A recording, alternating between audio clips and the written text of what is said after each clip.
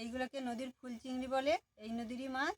এগুলোকে আপনাদের আজকে পাকা তেঁতুল দিয়ে টক করে দেখাবো।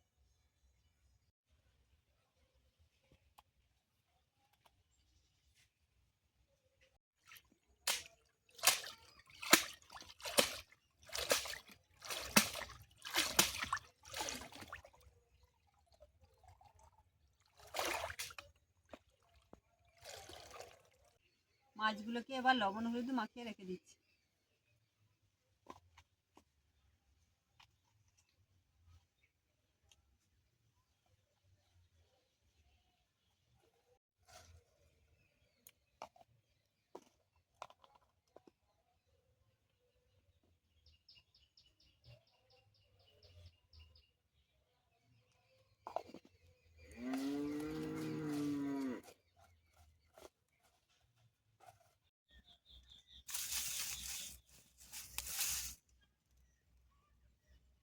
তেল দিলাম,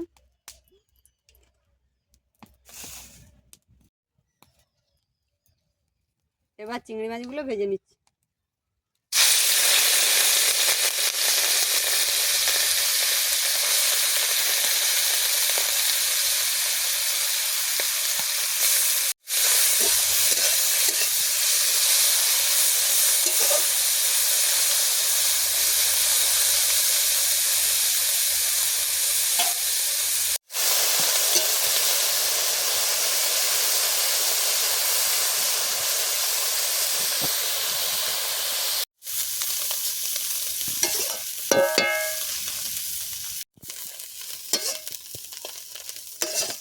এবার মাছগুলো ভাজা হয়ে গেছে, নামিয়ে নিচ্ছি।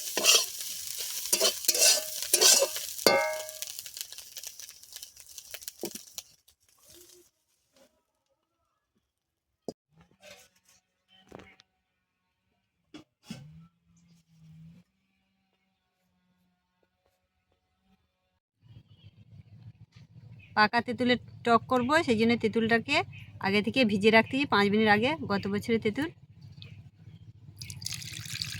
ভিজিয়ে রাখলে নরম হবে, তারপরে তেঁতুলের টক করব।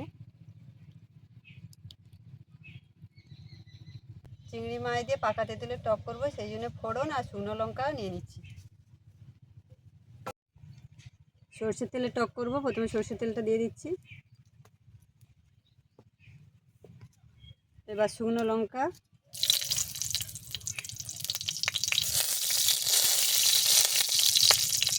এবার ফোড়নটাও দিয়ে দিচ্ছি। এবার ভিজিয়ে রাখা তেঁতুলটাকে চটকিয়ে ঢেলে দেবো জলটা।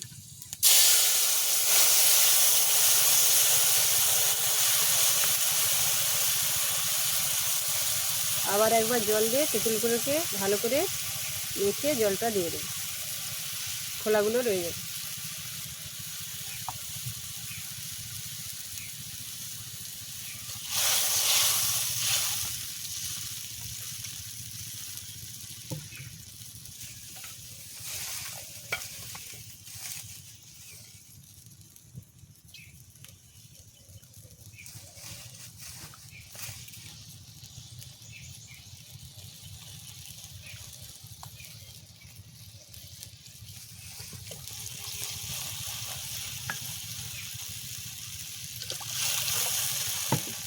তেঁতুলের টক ওই জন্যে বেশিক্ষণ ফোটালে ভালো লাগবে, 5 মিনিট ধরে ফোটাবো।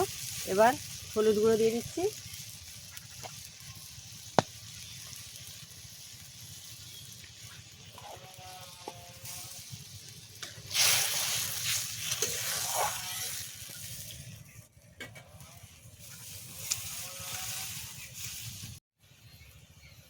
ফুটে গেছে, এবার পরিমাণ মতো লবণটা দিয়ে দিচ্ছি।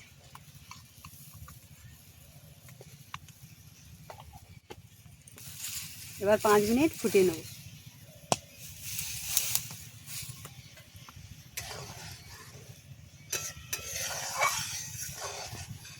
এবার ভেজে রাখা চিংড়ি মাছগুলো দিয়ে দিচ্ছি।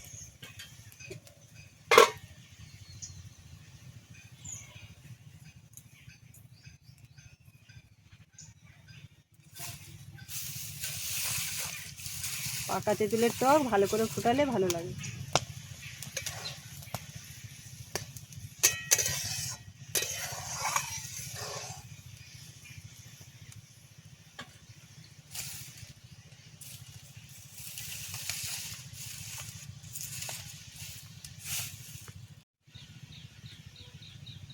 পাকা তেঁতুলের টক অনেকক্ষণ ফুটালে ভালো লাগে খেতে।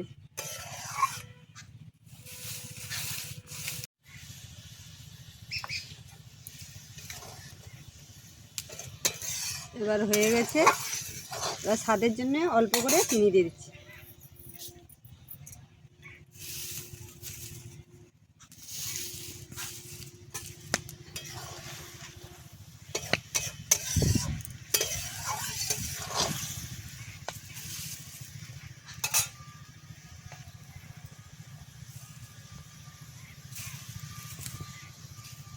এবার নামানোর আগে অল্প করে সরষের তেল দিয়ে নামিয়ে নেব।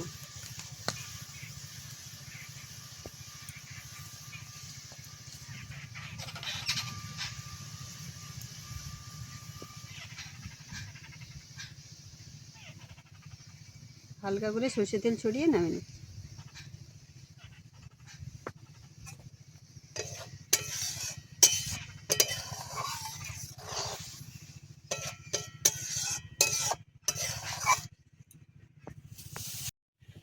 এবার হয়ে গেছে, নামিয়ে নিচ্ছি।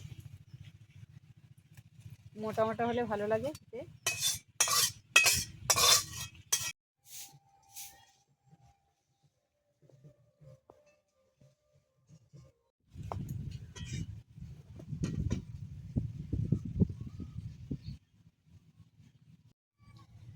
পাকা তেঁতুল দিয়ে নদীর ফুল চিংড়ি আপনারা এইভাবে টক করে খাবেন। আমার রান্না কেমন হয়েছে জানাবেন।